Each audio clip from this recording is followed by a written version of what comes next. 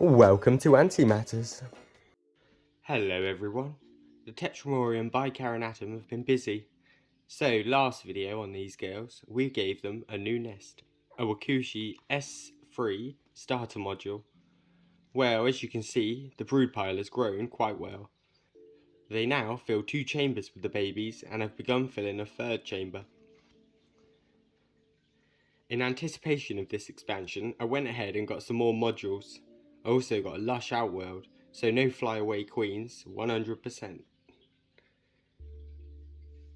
So top right in the video is their S3 module they started with. To the left with the tube is the S2 water module. I could have chosen a 6-way connector without water, but I don't think you can have too much access to water, and the tubes poking up looks quite good. Down from the water module, linked with a closed joint, is a S4 starter module. I've chosen not to open it yet because I don't think the tetras are numerous enough to properly utilise it. I'm going to wait till the starter is jam-packed before expanding. I'd like to see if they clear out the dirty nest areas when the space is lacking. They are very dirty ants though.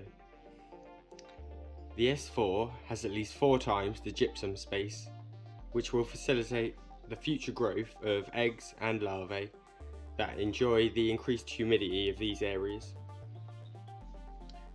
To the left of the water module is the S3 modular outworld, and I'm very happy with this.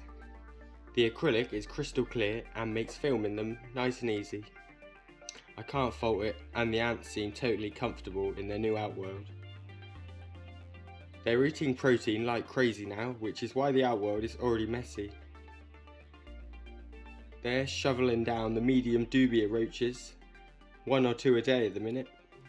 I like to give them as much as they can consume, as I'm not worried about them getting too big at the moment. I want them to grow huge, and as an immortal colony, due to inbreeding, they'll hopefully bring me years of joy. Let's take a closer look into the brood chambers. The closer you look, the greater the number of the future generation. The queens are just pumping out the eggs.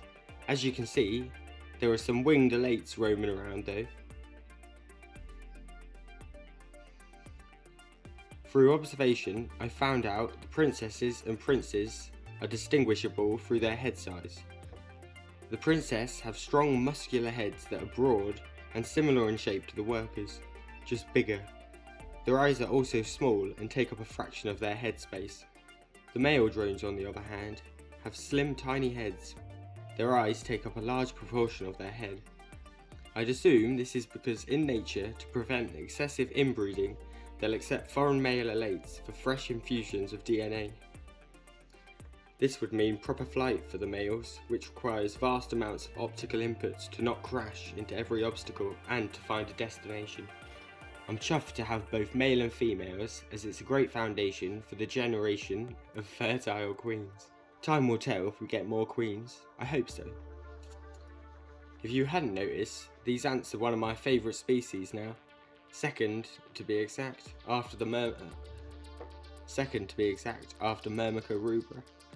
The S3 starter module has allowed me to get a really close up and personal look at these ants. This colony and nest is becoming a dream come true, and keeping them for the last few months has been what I wish every colony was like.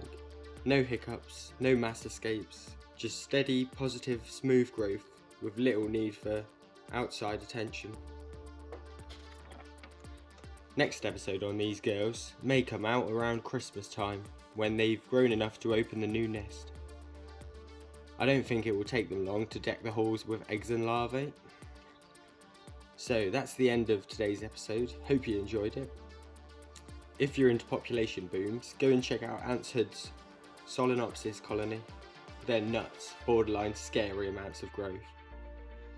I hope to see you next time though, and peace out all.